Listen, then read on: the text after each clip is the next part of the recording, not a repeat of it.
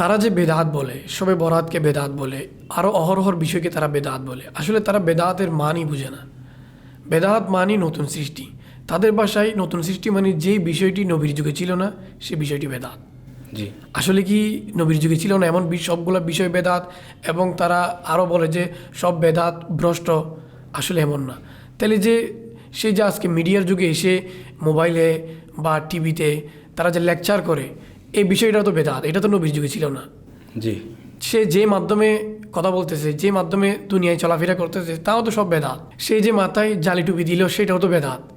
সে যে গায়ের মধ্যে কাটা পাঞ্জাবি পড়লো, সেটাও তো বেদাত। কারণ এই বিষয়টা তো আল্লাহ রসুলের যুগে ছিল না।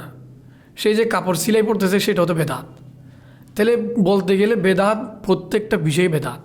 তো যেটা দিনের কল্যাণ, সেটাকে বলা হয়েছে যে একটা এবাদতকে সহজ পন্থায় নেওয়ার জন্য যে বিষয়টা করা হয়, সেটাও শরীয়তের অন্তর্ভুক্ত। ওলামায়ে কেরাম বেদাতকে দুই ভাগে বিভক্ত করেছেন, একটি বেদাত হাসানা আর একটি বেদাত সাইয়্যা। জি। বেদাত হাসানা মানে যে বেদাতগুলা ভালো, দিনের কল্যাণে আসে। তাহলে দেখেন দিনের কল্যাণে, এই যে আপনি কথা বলছি মিডিয়ায় বসে, দর্শক শ্রোতার অনেক কিছু উপকার হবে, তাহলে এটা কি দিনের কল্যাণ নয় কি? জি, কল্যাণ। তো এইভাবে দেখেন, আপনি যখন মসজিদে যান, মসজিদের মধ্যে মুসল্লির আরামায়েশের জন্য টাইলস করা হয়, মার্বেল পাথর লাগানো হয়, এসি লাগানো হয়, ফ্যান লাগানো হয়, বৈদ্যুতিক বাতি লাগানো হয়, কত সুন্দর সুবিধা করা হয়। সব কিছুই কিন্তু ওই আবাদত করার জন্যই, ওই উদ্দেশ্য মকসদ কিন্তু আবাদত। তাহলে আবাদত করার জন্য এই যে সহজ পন্থা অবলম্বন করা হচ্ছে, সেগুলো শরীয়তে জায়েজ দিচ্ছে। সেগুলো এক প্রকার বেদাত, তবে বেদাতের মধ্যে বেদাত হাসানা।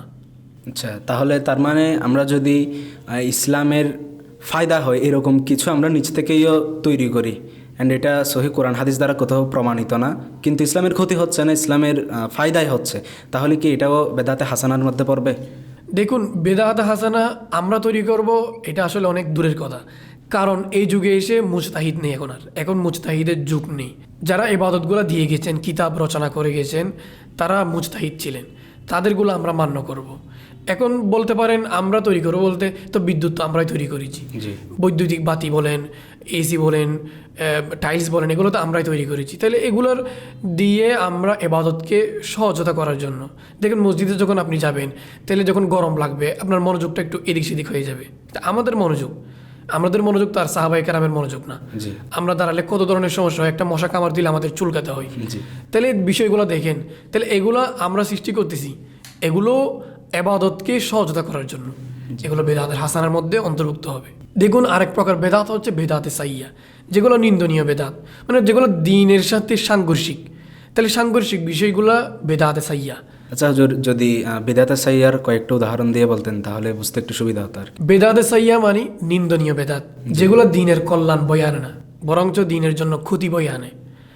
যেমন ধরেন, এই যে দ্বীনের মধ্যে নতুন নতুন ফেরকার উদ্ভব, জি। যে ফেরকার বিষয়ে আল্লাহ রসুল সাল্লাল্লাহু আলাইহি সাল্লাম হাদিসে পাকে বর্ণনা করে গেছেন, এই ফেরকাগুলো নতুন নতুন কর্ম তৈরি করছে, যে কর্মগুলা দ্বীনের জন্য অকল্যাণ বয়ে আনছে, এগুলো নিন্দনীয় বেদাত।